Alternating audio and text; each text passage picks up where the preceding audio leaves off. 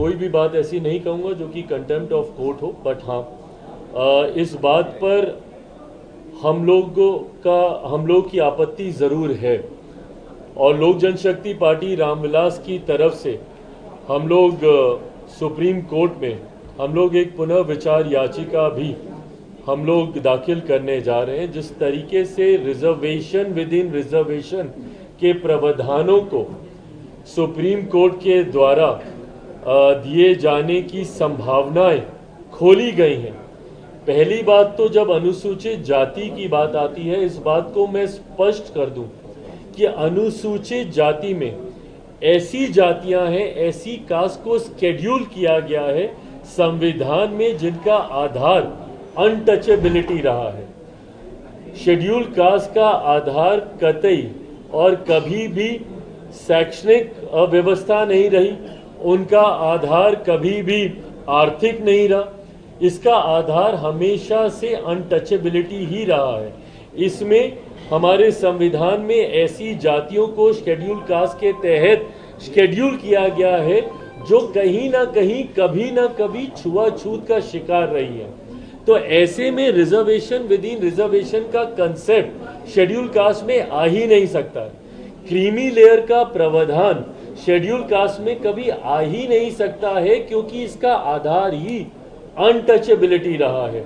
Supreme court के observations को मैंने पढ़ा है और उसमें कहीं पर भी अनटचेबिलिटी का जिक्र नहीं किया गया है।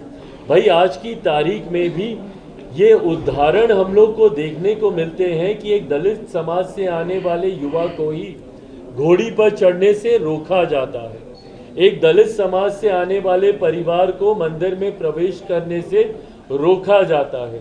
कई ऐसे उदाहरण हम लोग के सामने हैं जहां पर संपन्न लोग भी जो कहीं ना कहीं समाज में एक अच्छी पहचान बना चुके हैं, वो लोग भी जो दलित समाज से आते हैं जब मंदिर में जाते हैं तो मंदिर धुलवाया जाता है।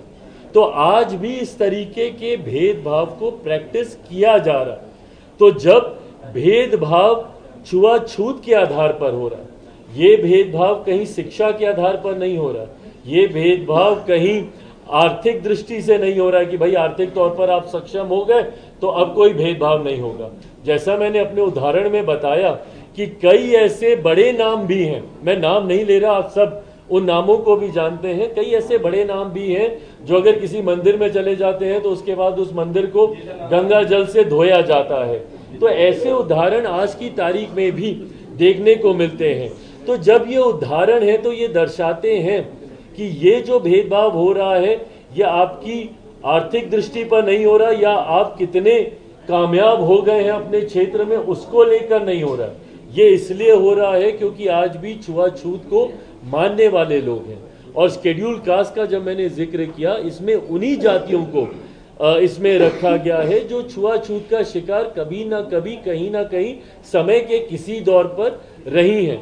तो जब आधार आपका छुआछूत है तो ऐसे में क्रीमी लेयर का प्रावधान या रिजर्वेशन विद इन रिजर्वेशन का प्रावधान हो ही नहीं सकता है। इसीलिए मैं और मेरी पार्टी लोक जनशक्ति पार्टी इससे असहमति रखती है और इसीलिए हम लोगों ने पुनर्विचार याचिका सुप्रीम कोर्ट में हम लोग आने वाले दिनों में हम लोग दाखिल करने जा रहे हैं। भाई देखिए, मैं सरकार का हिस्सा हूं और मेरे पास सरकार के भीतर इन चर्चाओं को करने की गुंजाइश मुझे मिलती है।